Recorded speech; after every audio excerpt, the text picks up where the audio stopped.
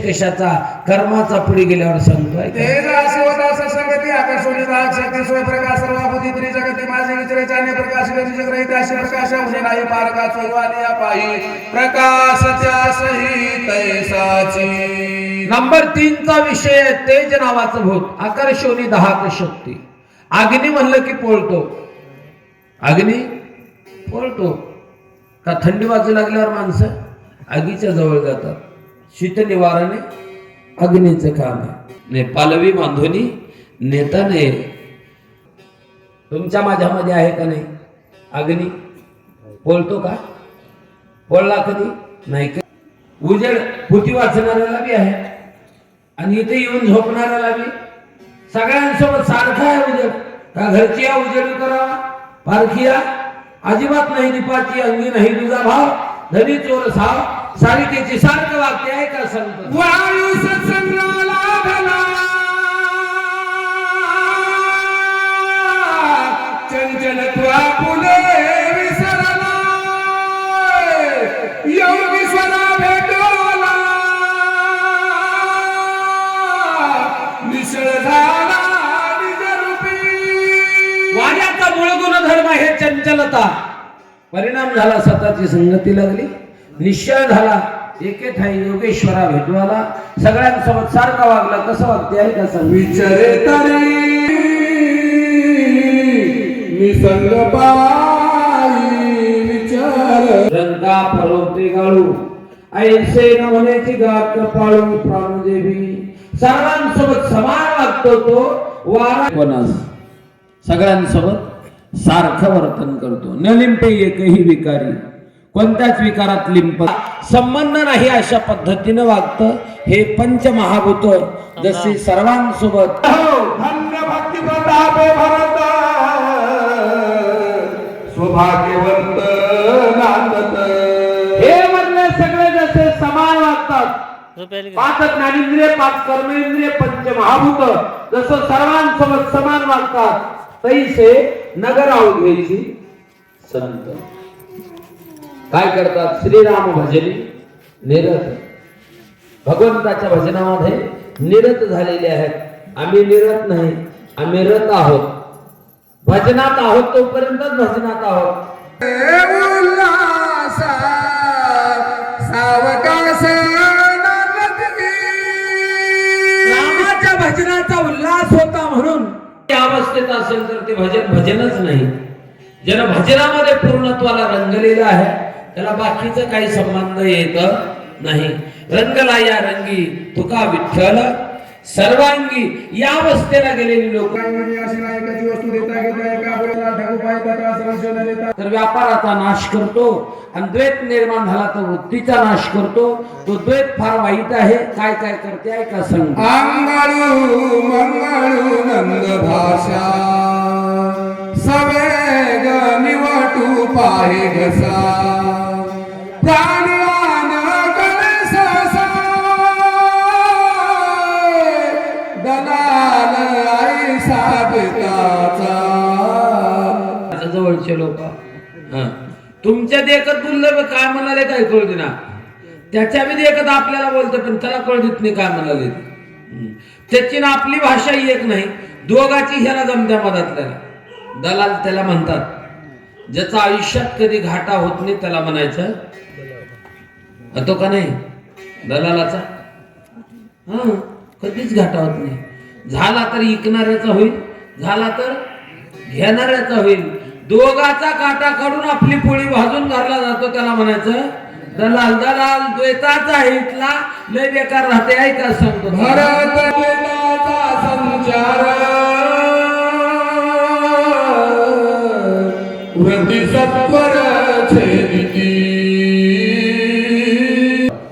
मला करायचं म्हणून सांगतो आमच्या गावात ऐकत जीवन बराच त्यांच्याकडे दुधाचा धंदा होता।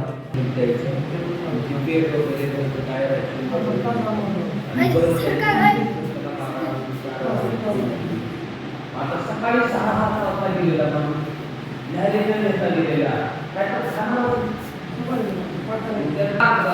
आपल्या शेताला जाऊ, आदल्या त्याच्या शेताला काय करावं तिसरी म्हणजे माझा भाऊ बोलत आहे. हे मध्यराज गेली ते आला ते काय एवढे पैसे माझा पसंत. हे दलाले इतके हुशार आहे त्याचं चलू दिल्यावर नवरा बायको बाजूला ठेवतील. होय लय कला करायचे दलाला. ह्याला म्हणतात द्वैत. ह्यांना न मध्ये येऊ देतात ते शहाणे राहतात. भारताच्या नगरीतले लोक होते ऐका म्हणतात एक दुनियाने ऐक्य झाले हरिरंगी. अहो भगवंताचं असं भजन करत होते, असं भजन करत होते, ऐक्य झाले हरिरंगी. भगवंताच्या रंगामध्ये रंगलेले आहेत. रंगी रंगे रे श्रीरंगे काय भुललासी पतंगे. भगवंताच्या रंगामध्ये रंगलेले आहेत. आपण बी रंगतो. आपल्याला बी आता रंग चढलेला आहे कशाचा? रामनामाचा, राम भजनाचा. पण किती वेळ राहतो? का बरं राही ना माहिती आहे का? आपल्या आधीमध्ये एक रंग दिलेला आहे आणि ते रंगावर रंग दिले तर आहे ना. रंगावर दुसरा रंग दिले तर आहे ना. एक रंगावर दुसरा रंग दिले तर पाहिजे ते उठणार अगोदर पहिला क्लिअर करावं लागते. आणि सोपं सांगतो आणखी, रंग देणं अवघड नाही, जेवढं पहिला काढणं अवघड आहे. काही घासू घासू काढावं लागते. घासून बी निघणार, काही जाळून काढावं लागते. ती गाडीला कलर मारते त्याच्याकडे बघा, जाळून काढते ती. काही काही रंग अशा राहतात जाळलं तर बी निघणार हो. तुमच्या व्यवहारात म्हणतात बाबा सोम जाळाला काय त्याचा रंग तसाच राहिला ती पिळकट. काही काही असं व्यवहारात म्हणतात जित्याची खोड मेल्याशिवाय नाही बाबा. मेल्यावर मी ती खोड जायला 2-3 दिवस लागते. ह्याला काय काय रंग होते जर बघायचं झालं मातीला जाऊन करणार. ह्याचे रंग बघायचं झालं तर राखाला जावं लागते. आणि मग तिथे ते रंगाचे डबे ठेवलेले राहतात. जे कोणत्या रंगाचं होतं ते रंग पहिला काढणं लय अवघड आहे, दुसरा द्यायचं लय अवघड नाही. आणि असे भगवंताच्या रंगात रंगलेले तिथले लोक होते. ऐका सांगतो पुढे गेला भारत आत्मविस्मित स्वयं झाला. श्री हनुमंतरायाने बघितलं नगर वृत्तांत. गाव सुधारलेलं आहे. गाव उगच्या उग सुधारलेलं राहत नाही. कोणतं गाव चांगलं राहत नाही, कोणतं गाव ओंगळ राहत नाही.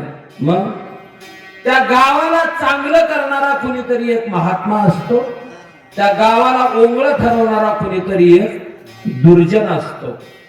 एकाच्या परिणामे गाव ओंगळ म्हटलं जातं, एकाच्याच परिणामे गाव चांगलं म्हटलं जातं. मग एवढं गाव चांगलं आहे त्या अर्थी बनवणारा कुणीतरी असला पाहिजे. पुढे सरकले कोण दिसते ऐका. जटाधारी वल्कलांबर तापस वेशी मनोहार राजीव लोचन श्याम सुंदर अति मनोहार